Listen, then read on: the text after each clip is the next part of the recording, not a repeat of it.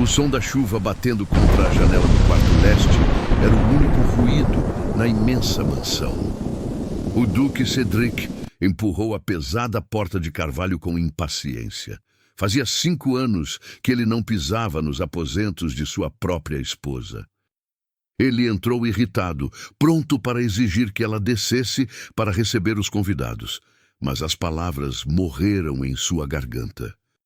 Lady Beatrice estava deitada sobre os lençóis brancos, vestindo o mesmo vestido do dia em que se casaram. Suas mãos estavam cruzadas sobre o peito. "Beatrice, levante-se, pare com esse teatro", Cedric esbravejou, mas ela não se moveu. Ele deu um passo à frente. Quando seus dedos tocaram o rosto dela, o frio o paralisou, gélida, sem pulso, sem o menor sinal de respiração. O homem mais temido, rico e arrogante de Londres, caiu de joelhos ao lado da cama, um som gutural de desespero escapando de seus lábios, rasgando o silêncio da noite.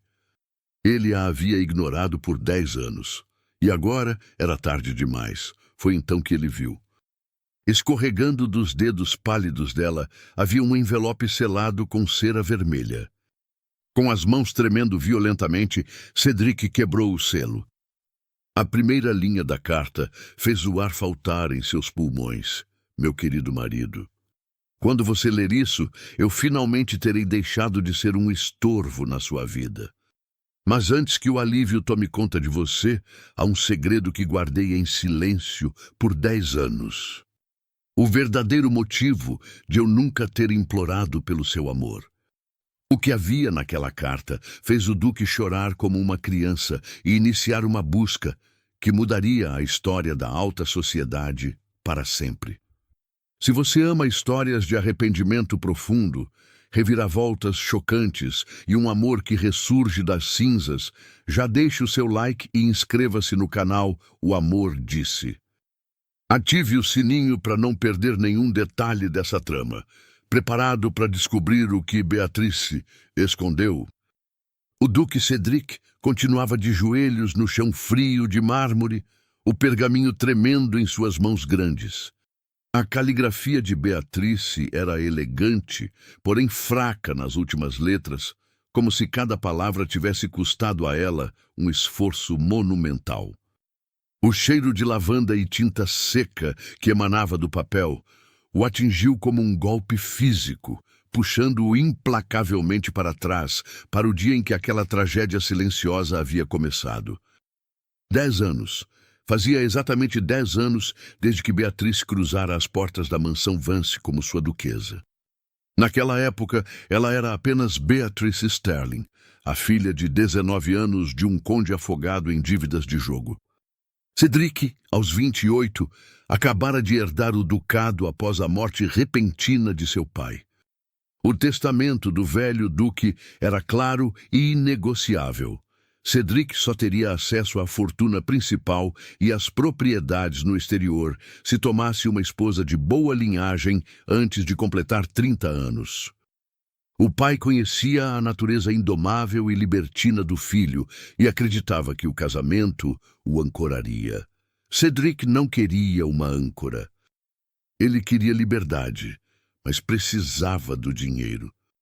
A família Sterling, desesperada para evitar a ruína e a prisão por dívidas, ofereceu Beatrice em um acordo frio, selado em um escritório enfumaçado em Londres. Cedric lembrava-se perfeitamente do dia do casamento. Chovia exatamente como hoje. Beatrice usava um vestido de seda branca que parecia pesado demais para seus ombros delicados. Ela tinha olhos cor-de-mel, cheios de uma inocência cautelosa, e cabelos castanhos que brilhavam sob a luz das velas da capela. Quando ele segurou a mão dela para colocar a aliança, notou que os dedos dela tremiam como os de um passarinho assustado. Ele não sorriu para confortá-la. Ele não disse uma única palavra, além dos votos obrigatórios. A verdadeira destruição de Beatrice, no entanto, não aconteceu no altar. Aconteceu na noite de núpcias. Após a recepção silenciosa e fúnebre, ela o aguardou em seus aposentos. Usava uma camisola de linho fino, sentada na beira da grande cama de dossel, com as mãos apertadas no colo. O coração dela batia acelerado, nutrindo a ingênua esperança que as moças de sua idade liam nos romances. A esperança de que, com o tempo, a convivência fizesse nascer o amor. Quando Cedric entrou, ele não trancou a porta. Ele caminhou até a lareira, serviu-se de um copo de conhaque e olhou para ela com uma frieza que congelou a espinha de Beatrice. Não me olhe com essa expectativa, Beatrice. A voz dele cortou o silêncio do quarto, grave e desprovida de qualquer afeto. Nós dois sabemos por que estamos aqui. Seu pai vendeu você para não ir para a forca, e eu a comprei para satisfazer as exigências de um velho morto. Você tem o meu sobrenome. Terá criados, vestidos e todo o conforto que o meu dinheiro pode comprar. Mas não espere o meu coração. Ele não faz parte do acordo. Beatrice engoliu em seco, as lágrimas picando os olhos, mas ela ergueu o queixo, tentando manter a dignidade. Vossa Graça, eu não peço um amor arrebatador, peço apenas respeito. Peço que possamos ser amigos, parceiros nesta casa. Cedric bebeu o conhaque de um só gole e colocou o copo de volta na mesa com um estrondo. Eu já tenho amigos. E eu não preciso de parceiros. Preciso de uma duquesa que sorria nos banquetes de caridade e que não faça perguntas sobre onde passo as minhas noites. Cumpra o seu papel e viveremos em paz. Atravesse a linha e descobrirá que esta casa é grande o suficiente para você viver como um fantasma. Ele virou as costas e saiu do quarto, deixando-a sozinha na escuridão de sua noite de núpcias. Aquele foi o primeiro prego no caixão da alma de Beatrice, mas ela era jovem e a juventude é teimosa. Nos 3 primeiros anos, ela tentou. Eu sabia que ela havia tentado. Ela aprendeu as receitas favoritas dele com a cozinheira e pedia que fossem servidas nos raros jantares em que ele estava presente. Cedric comia em silêncio, lendo o jornal, ignorando-a como se ela fosse parte da mobília. Ela bordava lenços com o brasão da família Vance e os deixava no escritório dele. Dias depois, as criadas encontravam os lenços esquecidos no fundo de gavetas ou usados para limpar a tinta das penas de escrever. A dor da rejeição diária era uma tortura lenta. Mas o golpe de misericórdia veio no 5º ano de casamento, durante o baile de inverno de Londres. Beatrice havia encomendado um vestido esmeralda belíssimo, com a esperança tola de que naquela noite de celebração ele a olhasse com algum orgulho. Quando chegaram ao salão, ele ofereceu o braço de forma protocolar. Mas assim que os cumprimentos iniciais terminaram, Cedric a deixou perto das cortinas e caminhou em direção a Lady Evelyn, uma viúva de reputação escandalosa e beleza felina. Beatrice ficou parada por 3 horas, com uma taça de champanhe intocada nas mãos, assistindo seu marido rir, dançar e sussurrar no ouvido da outra mulher na frente de toda a alta sociedade. Os olhares de pena que ela recebia das outras damas eram como lâminas afiadas. A humilhação a asfixiava. Quando finalmente entraram na carruagem para voltar para casa, Beatrice não suportou mais o peso do próprio silêncio. Por que o senhor me odeia tanto, Cedric? A voz dela saiu embargada, quebrando no meio da frase. O que eu fiz de tão terrível para merecer ser tratada como lixo na frente de todos? Ele sequer olhou para ela. Continuou observando as ruas de Londres pela janela embaçada pela chuva. Eu não a odeio, Beatrice. O ódio exige paixão. Eu apenas não sinto absolutamente nada por você. Você é o imposto que fui obrigado a pagar pela minha vida. E ninguém gosta de olhar para os próprios impostos. Aquelas palavras mataram algo muito profundo dentro dela. A garota esperançosa de 19 anos morreu naquela carruagem. O que chegou à mansão foi, como ele mesmo havia sugerido na noite de núpcias, um fantasma. A partir daquele dia, Beatrice parou de tentar. Ela mudou seus aposentos para a ala leste da mansão, a mais fria e distante dos quartos do Duque. Ela parou de ir aos jantares.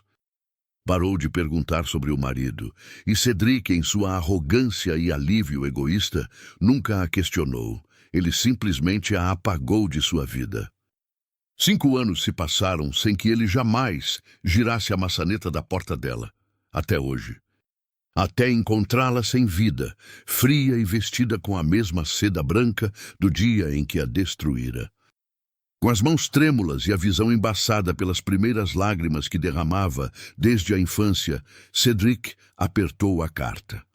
O que poderia estar escrito ali que fosse pior do que o remorso que já o estava consumindo vivo? Ele levou a carta até a luz fraca da lamparina e começou a ler a segunda linha, sentindo o mundo inteiro desabar sob seus pés. A luz bruxuleante da lamparina lançava sombras dançantes sobre as paredes de pedra do quarto frio, mas o Duque Cedric não via nada além das palavras escritas com a caligrafia trêmula de sua esposa. O silêncio da mansão, antes um símbolo de sua paz egoísta, agora parecia um tribunal mudo, condenando-o a cada respiração vacilante que ele dava. Com as mãos suadas e o coração batendo descompassado contra as costelas, ele aproximou o pergaminho da luz. A tinta estava borrada em alguns pontos, como se lágrimas tivessem caído sobre o papel antes que secasse. Ele continuou a ler, e a voz de Beatrice pareceu ecoar em sua mente, suave e carregada de uma tristeza infinita. Você acreditou por 5 anos que a minha reclusão na ala leste era fruto do meu orgulho ferido ou talvez de uma fraqueza de espírito insuportável.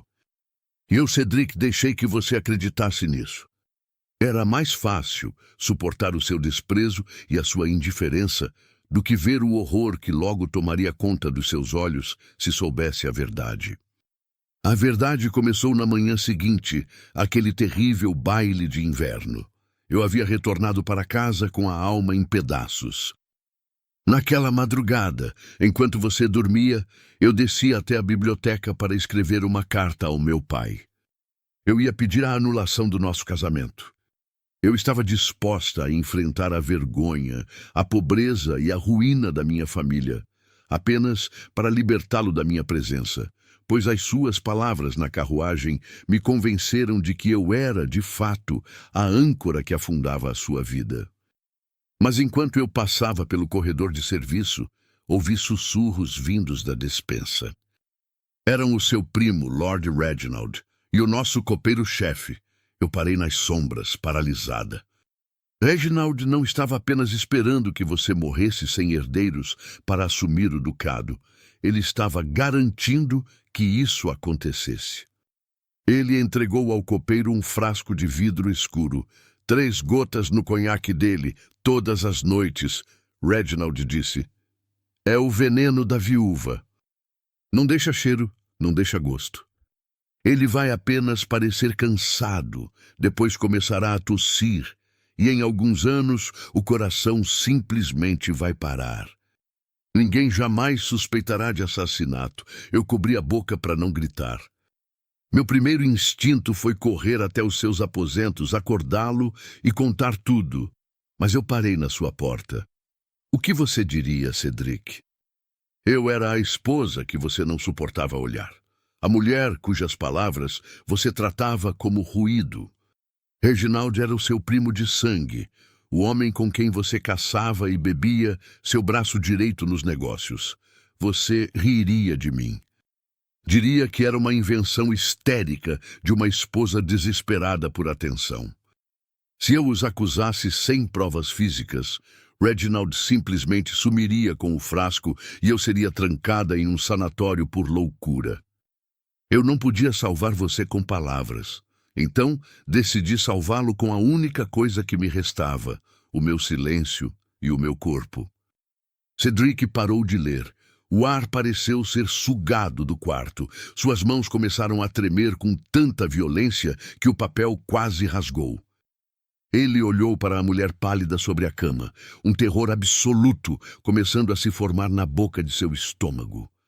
Ele engoliu em seco, sentindo o gosto de cinzas, e forçou os olhos a voltarem para a carta. Na noite seguinte, eu interceptei o copeiro. Eu usei as joias que minha mãe me deixou para suborná-lo, comprando a lealdade dele. Ordenei que ele continuasse colocando as 3 gotas do veneno na taça de conhaque, que deveria ir para os seus aposentos, mas que deixasse a bandeja no aparador do corredor por 5 minutos, antes de levá-la a você. E todas as noites, Cedric, durante 1800 dias, enquanto você lia no seu escritório ou se preparava para dormir. Eu saía furtivamente da ala leste, eu pegava a sua taça envenenada, eu a bebia até a última gota. E depois, eu enchia a taça novamente com o conhaque puro do decantador, para que você nunca desconfiasse de nada. Foi por isso que eu me isolei. O veneno da viúva é cruel. No primeiro ano, perdi o apetite e as dores no estômago me faziam dobrar de joelhos no chão frio do meu quarto. No segundo ano vieram as febres noturnas. Eu suava, delirava e chorava sozinha na escuridão, mordendo os lençóis para que os criados não ouvissem meus gritos.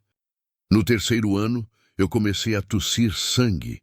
Minha pele ficou pálida e translúcida e meus cabelos perderam o brilho. Eu sabia que você odiava olhar para mim quando eu era saudável. Eu não podia permitir que você me visse definhando. Eu não queria a sua pena. E, acima de tudo, eu não queria que você sentisse culpa. Você me disse uma vez que ninguém gosta de olhar para os próprios fardos. Eu me escondi para não ser um fardo ainda mais feio aos seus olhos. Eu o amei, Cedric. Mesmo quando você me deixou nas cortinas daquele baile, mesmo quando me chamou de imposto. Eu tomei a sua morte todas as noites, para que você pudesse viver as suas manhãs. Sinto que o fim está próximo. A dor já quase não existe, substituída por um frio constante. Se você está lendo isso, o veneno finalmente cumpriu o seu papel. Reginald será descuidado agora que o trabalho está feito. O copeiro fugiu para a França com o resto do meu dote, mas eu deixei o frasco vazio e uma confissão assinada por ele sob a tábua solta do meu guarda-roupa. Entregue isso ao magistrado, prenda seu primo. Viva! Viva muito, meu duque, seja livre como sempre quis. Com o último suspiro do meu coração, sua esposa inútil, Beatrice. A carta escorregou das mãos de Cedric e caiu no chão com um baque surdo, como o som de terra sendo jogada sobre um caixão. Ele não conseguia respirar. Um som animalesco, um misto de uivo e soluço, rasgou sua garganta. Ele se jogou sobre a cama, agarrando o corpo frio de Beatrice. Ele apertou o rosto contra o peito dela, onde o coração generoso e corajoso já não batia mais. Não, não, não! Ele soluçava histericamente, as lágrimas encharcando a seda branca do vestido de noiva dela. Beatrice, acorde! Por favor, meu Deus, acorde! Me bata! Me odeie! Mas não me deixe com isso! Cada momento em que ele sorriu, cada brinde que ele ergueu nos últimos 5 anos, cada noite em que ele respirou aliviado por não ter que lidar com a esposa. Maela estava no quarto ao lado, engolindo veneno, sofrendo agonias indescritíveis, morrendo no lugar dele. Ele a chamara de lixo. Ela havia sido o seu escudo de ferro. Ele quisera liberdade, e ela havia comprado essa liberdade com a própria vida. A dor que o duque sentiu naquele momento não era humana. Era o peso esmagador de uma culpa que o acompanharia até o fim de seus dias. Ele beijou as mãos frias dela, o rosto pálido, implorando perdão a um corpo sem vida. Mas enquanto as lágrimas quentes dele caíam sobre o rosto de gelo de Beatrice, Cedric percebeu algo. Algo que fez seu pranto cessar por uma fração de segundo. O lábio inferior dela, num movimento quase imperceptível, havia tremido. Cedric paralisou. A respiração do duque ficou presa na garganta. Os seus olhos fixos no rosto pálido de Beatrice, recusando-se a piscar, aterrorizado com a possibilidade de que a sua própria mente, enlouquecida e afogada em culpa, lhe estivesse a pregar uma partida cruel. O silêncio no quarto era absoluto, quebrado apenas pelo som da tempestade que fustigava as vidraças. Lentamente, com um pavor reverencial, ele inclinou-se. Pousou o ouvido sobre o peito dela, exatamente sobre o corpete de seda branca do vestido de noiva. Fechou os olhos, isolando o som da chuva, isolando o som do seu próprio desespero. Silêncio. 1 segundo, 2 segundos, 3. Então, um som fraco, um bater arrastado, distante e moribundo. Tum! Não era a morte. Ainda não. O veneno da viúva era conhecido nas ruelas mais obscuras de Londres por diminuir as funções vitais até simular um estado de óbito perfeito antes da paragem cardíaca final. Beatrice estava num coma profundo, suspensa por um fio de seda sobre o abismo, o seu corpo exausto a travar a última batalha após 5 anos de cerco. Ela está viva! O grito de Cedric rasgou a quietude da ala leste com a ferocidade de um leão ferido. Socorro! Alguém acuda! Ele ergueu-se de um salto, correndo até a porta de carvalho e escancarando-a para o corredor escuro. Mrs. Higgins! Thomas! Acordem toda a gente nesta maldita casa! A sua voz trovejou, fazendo tremer os candelabros nas paredes. Em poucos minutos, passos apressados ecoaram pelas escadas. Mrs. Higgins, a velha governanta que sempre olhara para Beatrice com uma pena silenciosa, chegou ofegante, segurando um roupão sobre a camisa de dormir.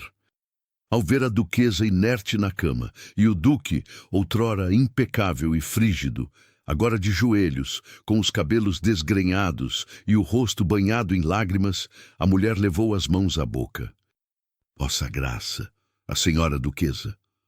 Água a ferver, cobertores pesados e brasas para a lareira. Agora, mulher. Rugiu Cedric, os olhos a faiscar com uma urgência maníaca. E mandem o Thomas cavalgar até Londres. Quero o Dr. Aristorne aqui antes do amanhecer. Se ele trouxer o médico da família, eu mato-o com as minhas próprias mãos. Vão! Ele não podia confiar no médico da propriedade. Se Reginald, o seu primo, havia orquestrado o seu assassinato através do copeiro, quem garantiria que o médico local não estava também comprado para assinar o seu atestado de óbito sem fazer perguntas? Aristorne era diferente. Era um antigo cirurgião militar, um camarada de guerra que lhe devia a vida. Era a única pessoa em quem Cedric podia confiar. Enquanto os criados corriam pelo corredor num frenesim de pânico e murmúrios, Cedric voltou para a beira da cama. Retirou o casaco de veludo escuro e envolveu os ombros frágeis de Beatrice. Ao levantá-la ligeiramente para a aconchegar, o peso dela chocou-o. Ela era apenas ossos e pele pálida, uma sombra da rapariga vibrante de 19 anos que ele trouxera para aquela casa. A crueldade do que ele havia feito, do que ele permitira que acontecesse pela sua negligência, esmagava-o como uma bigorna. Lembrando-se das palavras da carta, Cedric depositou-a suavemente sobre os travesseiros e caminhou até ao imenso guarda-roupa de Nogueira. Ajoelhou-se no chão frio, tateando as tábuas de madeira até encontrar uma que cedeu ligeiramente à pressão dos seus dedos. Com um puxão violento, arrancou a madeira. Lá dentro, envolto num pedaço de linho, estava o frasco de vidro escuro, agora vazio e um papel dobrado. Era a confissão do copeiro, detalhando cada ordem que recebera de Lord Reginald, os valores pagos e o plano macabro para herdar o ducado. Uma fúria incandescente, fria e letal substituiu momentaneamente a dor no peito de Cedric. Reginald estava alojado na ala oeste daquela mesma mansão, provavelmente a dormir o sono dos justos, a sonhar com o dia em que colocaria a coroa de duque na cabeça após a morte do primo. Cedric apertou o frasco na mão até os nós dos dedos ficarem brancos. O seu primeiro instinto foi marchar até o quarto do traidor, arrombar a porta e espancá-lo até a morte. Mas um gemido quase inaudível vindo da cama deteve-o. Beatrice. A vingança podia esperar, a vida dela não. Ele guardou as provas no bolso interior do colete e trancou a porta do quarto por dentro. Ninguém entraria ali além dele, de Mrs. Higgins e do Dr. Aristorn. As horas que se seguiram foram uma tortura lenta. Cedric permaneceu sentado à beira da cama, esfregando as mãos gélidas da esposa para tentar devolver-lhes o calor. A lareira rugia, aquecendo o quarto, mas Beatrice continuava fria, o peito a subir e a descer em intervalos cada vez mais longos e assustadores. Não me deixes, Beatrice, sussurrava ele incessantemente, beijando as pontas dos dedos dela. Fica comigo. Eu fui um tolo, um cego, um monstro egoísta, mas eu imploro-te, dá-me a oportunidade de te mostrar que posso ser o homem que mereces. Pelo amor de Deus, não morras por mim. Eu não mereço o teu sacrifício. O relógio de pêndulo no corredor batia as horas como sentenças de morte. Quando os primeiros raios de um amanhecer cinzento e doente rasgaram as nuvens, o som de cascos de cavalos ecoou no pátio empedrado da mansão. Minutos depois, batidas fortes soaram na porta. Cedric destrancou-a para dar passagem a um homem alto, de barba grisalha e feições severas, que carregava uma pesada maleta de cabedal. O Dr. Aristorn não perdeu tempo com reverências. Dirigiu-se imediatamente para a cama, abrindo a maleta e retirando o seu estetoscópio rudimentar. Cedric observava em agonia enquanto o médico examinava as pupilas de Beatrice, auscultava o seu coração débil e verificava as manchas azuladas nas pontas dos seus dedos. O rosto de Aristorn tornou-se uma máscara de gravidade. O mensageiro disse-me que temias um envenenamento, Cedric, disse o médico a voz baixa e tensa. Encontraste o frasco? Cedric entregou-lhe o frasco escuro em silêncio.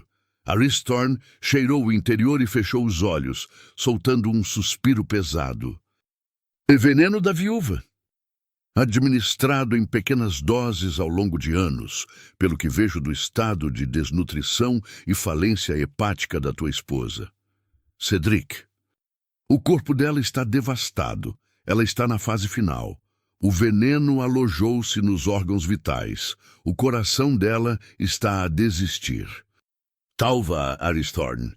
A voz do duque quebrou-se, soando como a de um menino assustado. Ele agarrou os braços do médico com força férrea. Exijo que a salves.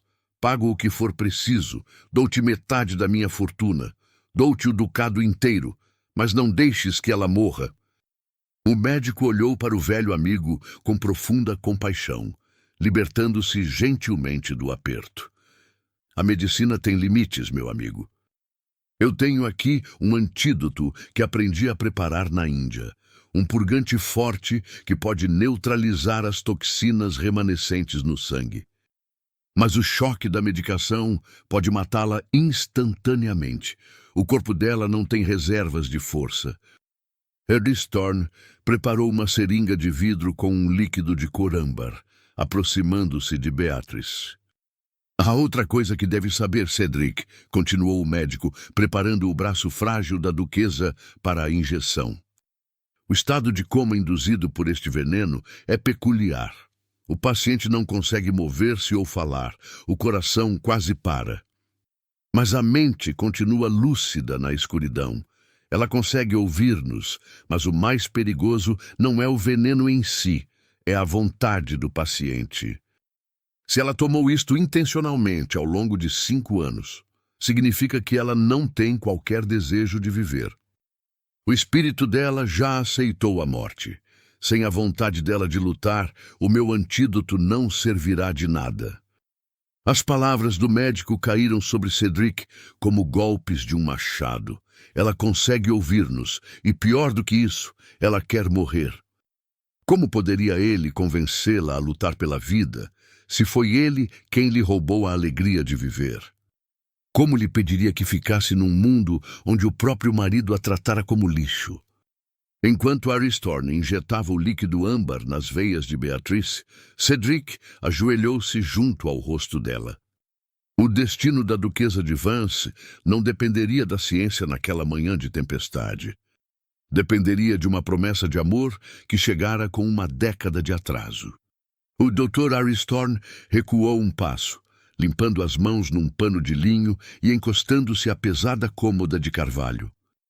O quarto estava imerso num silêncio sepulcral, interrompido apenas pelo crepitar das brasas na lareira e pelo som irregular da respiração de Beatrice. O médico fizera a sua parte. O antídoto corria agora nas veias da duquesa. O resto pertencia ao insondável domínio da alma humana. Cedric debruçou-se sobre a cama. Ele aproximou os lábios do ouvido de Beatrice, as suas lágrimas molhando os cabelos castanhos que outrora haviam brilhado sob a luz das velas no dia do casamento deles. Ele precisava alcançá-la, precisava de lançar uma corda até ao abismo escuro onde ela se escondia e puxá-la de volta. Beatrice. A voz dele tremia, embargada por um pranto que ele reprimira durante anos de uma vida forjada na frieza e no orgulho. Aristorn diz que me podes ouvir. Se estás perdida nessa escuridão, meu amor, eu imploro que sigas a minha voz. Não caminhes para o fim. Por favor, ouve-me. Ele segurou o rosto pálido entre as mãos grandes, os polegares acariciando as maçãs do rosto, encovadas pela doença que ele ignorara. Eu li a tua carta, eu li cada palavra, eu sei o que fizeste por mim todos os dias nos últimos 5 anos. Tu bebeste a minha morte. Suportaste a dor, a febre, a agonia do veneno de Reginald, tudo no escuro, sozinha, para que eu pudesse acordar saudável todas as manhãs. E como é que eu te paguei? Com desprezo, com abandono? Fui cego, Beatrice. Fui o homem mais estúpido e cruel que já pisou esta terra. Chamei-te de fardo, mas tu foste o meu escudo. Tu foste a única pessoa neste mundo que me amou, sem pedir nada em troca. Cedric encostou a testa à dela, os soluços rasgando o seu peito num som angustiante. Se partires agora, não serei apenas um viúvo. Serei o teu assassino. Não deixes que a minha ignorância seja a tua sentença de morte. Volta para mim. Volta para me castigar, se quiseres. Odeia-me. Exige a minha fortuna. Expulsa-me desta casa. Pede a anulação e eu dar-te-ei tudo. Dar-te-ei a liberdade que te roubei. Mas tens de abrir os olhos. Tens de viver, Beatriz. Viver para ti mesma. Não deixes que Reginald vença.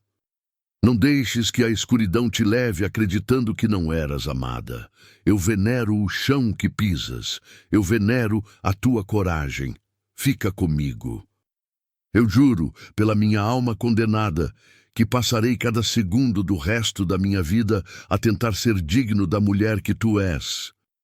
Bem fundo, sob as camadas de carne entorpecida e sangue envenenado, a mente de Beatrice flutuava num oceano negro e silencioso. Era um lugar de paz absoluta. Onde ela estava agora, não havia dor de estômago que a fizesse dobrar-se ao meio na noite fria. Não havia gosto a sangue na boca. Não havia a humilhação de ser deixada sozinha perto das cortinas num salão de baile. O vazio era um abraço reconfortante, puxando-a gentilmente para o fundo, prometendo o descanso final. Ela estava pronta para se entregar. Estava tão cansada, mas então a água negra começou a ondular. Um som distante rompeu a barreira da dormência. Uma voz grossa, desesperada, quebrada pelo choro. Cedric, por que é que o altivo duque de Vance estava a chorar? Ela sentiu uma umidade quente no rosto. Lágrimas, as lágrimas dele, As palavras começaram a ecoar na escuridão, ganhando força. Eu li a tua carta, ele sabia. O segredo fora descoberto. Tu foste o meu escudo. Eu venero a tua coragem. Volta para mim.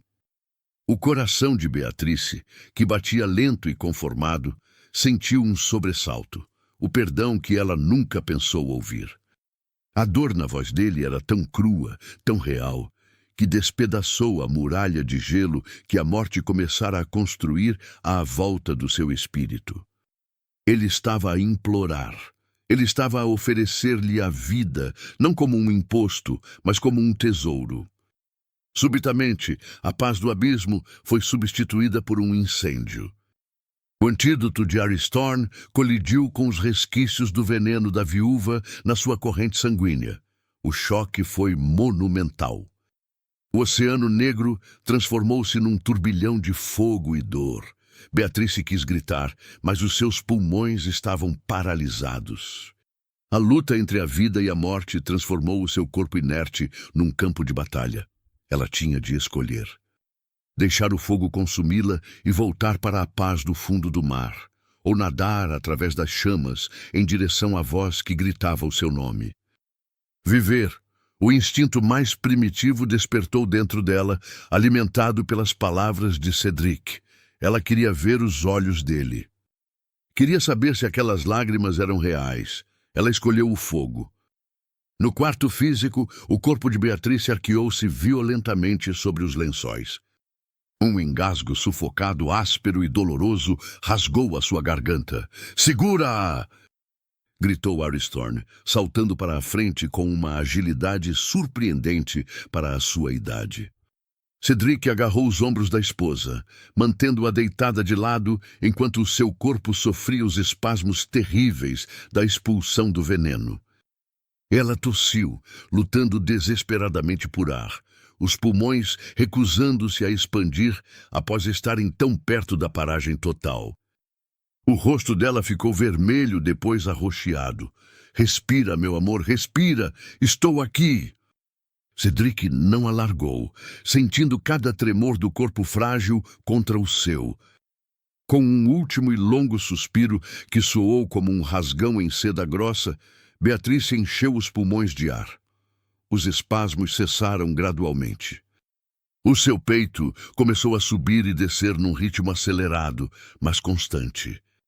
O suor cobria a sua testa, e a palidez mortal começava a ceder a um rubor febril de quem estava indubitavelmente viva. As suas pálpebras tremeram, pesadas como chumbo. Lentamente, revelaram um vislumbre dos seus olhos cor-de-mel, agora enevoados e exaustos. Ela olhou diretamente para o rosto manchado de lágrimas de Cedric. Os lábios secos dela moveram-se, formando uma única palavra sem som, antes de ela voltar a fechar os olhos e cair desta vez num sono natural e restaurador. "Fica." Aristorn verificou o pulso no pescoço dela e desabou numa cadeira próxima, enxugando o suor da própria testa.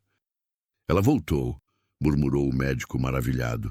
"O coração está a estabilizar. A crise passou, Cedric. Ela vai precisar de meses de cuidados constantes. A alimentação terá de ser através de caldos finos." Mas ela escolheu viver. Sobreviveu ao pior. Cedric enterrou o rosto no pescoço de Beatrice, chorando agora de alívio puro e inebriante. Ele beijou a pele dela, sentindo o calor irradiar, uma sensação mais preciosa do que todo o ouro dos cofres de Vance. Ele ficou ali durante longos minutos, deixando que a realidade daquele milagre o banhasse. Mas lentamente as lágrimas secaram. A vulnerabilidade e o desespero do marido, que quase perdeu a esposa, foram substituídos por outra coisa. Quando Cedric se endireitou, a expressão no seu rosto fez o velho médico estremecer. Os olhos do duque estavam frios, sombrios e vazios de qualquer piedade. Ele ajeitou o colete amarrotado e caminhou até o guarda-roupa, recolhendo a confissão assinada e o frasco vazio do veneno da viúva. Fica com ela, Aristorn. Não deixes que ninguém, exceto a Mrs. Higgins, entre nesta parte da casa, ordenou Cedric, a voz baixa, perigosa, como o deslizar de uma lâmina sobre a pedra de amolar. Onde vais, Cedric? Perguntou o médico cauteloso. A minha esposa sobreviveu ao inferno esta noite, respondeu o duque, virando-se para a porta. E agora? É a minha vez de mostrar ao meu primo Reginald como o inferno se parece. O duque de Vance saiu do quarto, os seus passos ecoando no corredor de pedra como o som de um carrasco a caminhar em direção à forca. A tempestade lá fora havia passado, e o sol da manhã começava a iluminar a mansão, mas na ala oeste, uma escuridão impiedosa estava prestes a cair. Os passos pesados do Duque de Vance ecoaram pelos corredores de mármore da ala oeste, um som lúgubre que parecia marcar o compasso de uma marcha fúnebre. A luz pálida da manhã infiltrava-se pelas imensas janelas, mas não havia calor no olhar de Cedric. Havia apenas uma determinação fria e absoluta. Ele não bateu a porta de carvalho maciço dos aposentos de Lord Reginald. Com um chute violento que estilhaçou a fechadura e fez a madeira lascar, Cedric escancarou a porta. Reginald, que dormia o sono pesado de quem abusara do vinho na noite anterior, sobressaltou-se. Ele sentou-se na cama, piscando os olhos contra a luz repentina, a expressão de confusão transformando-se rapidamente em indignação. Mas que loucura é esta, Cedric? Esbravejou o primo, puxando os lençóis. Estás bêbado? Invadir os meus aposentos a esta hora? O duque não disse uma palavra. Ele caminhou a passos lentos até a beira da cama. Com um movimento rápido, atirou 2 objetos sobre o peito de Reginald. O frasco de vidro escuro, agora vazio, e o pergaminho amassado com a confissão assinada pelo copeiro. Reginald olhou para os objetos. A cor sumiu do seu rosto tão rápido como se lhe tivessem cortado a garganta. Os seus olhos arregalaram-se, fixos na caligrafia do cúmplice. Ele abriu a boca para falar, mas apenas um som sufocado escapou. A tua surpresa é genuína, primo. A voz de Cedric era um sussurro cortante, 1000 vezes mais aterrorizante do que um grito. Estavas à espera que a poção finalizasse o trabalho esta semana, não era? Afinal, o veneno da viúva leva tempo. Só não contavas que a bebida que envenenaste todas as noites durante 5 anos nunca tocou nos meus lábios. Reginald recuou até bater com as costas na cabeceira da cama, tremendo de forma incontrolável. Cedric, eu não sei do que falas. Isto é uma armação. Alguém forjou isto para me destruir. Eu sou do teu sangue. Com a agilidade de um predador, Cedric avançou, agarrando o colarinho da camisa de dormir de Reginald e erguendo-o no ar, o rosto a centímetros do dele. Tu és um verme, rosnou o duque, os olhos brilhando com uma fúria assassina. A minha esposa bebeu o teu veneno.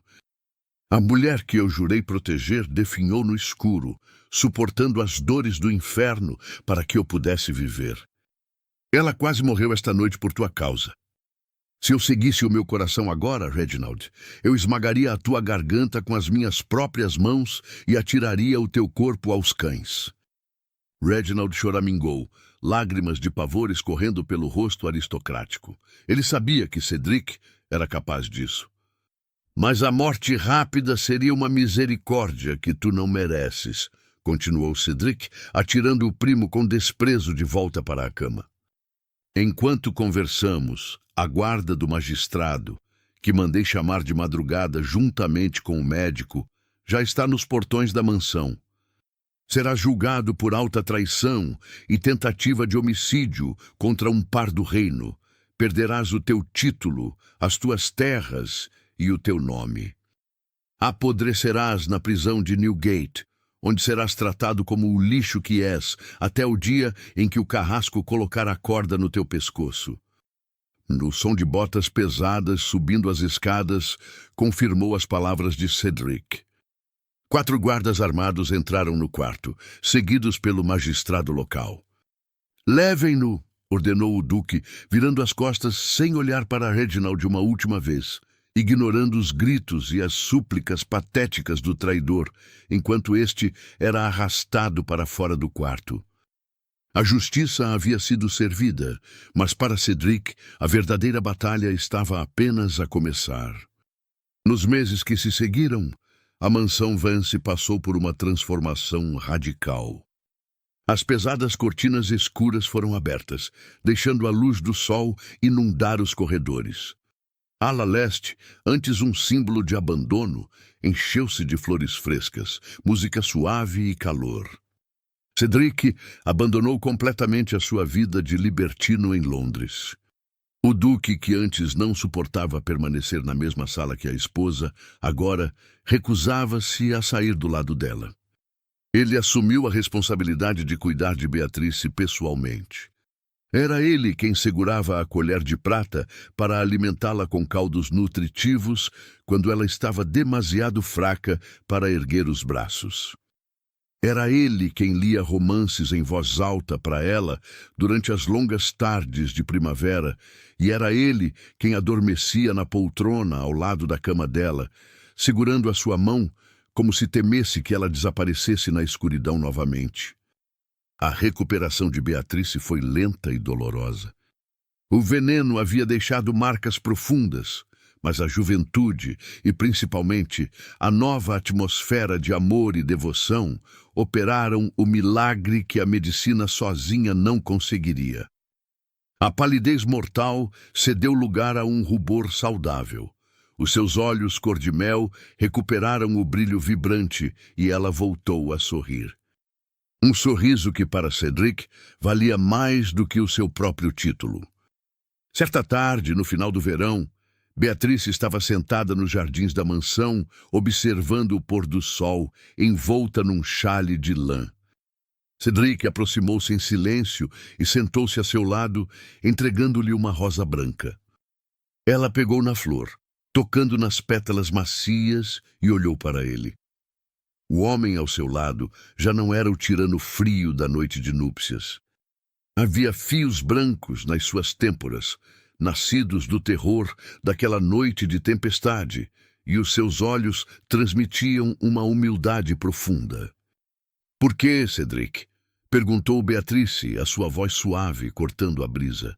"Por que mudaste tanto? Piedade? Culpa?" Ele olhou para as próprias mãos, suspirando. "A culpa trouxe-me de joelhos até a tua cama naquela noite, Beatrice. Mas não foi a culpa que me fez ficar. Foi o respeito, foi a admiração."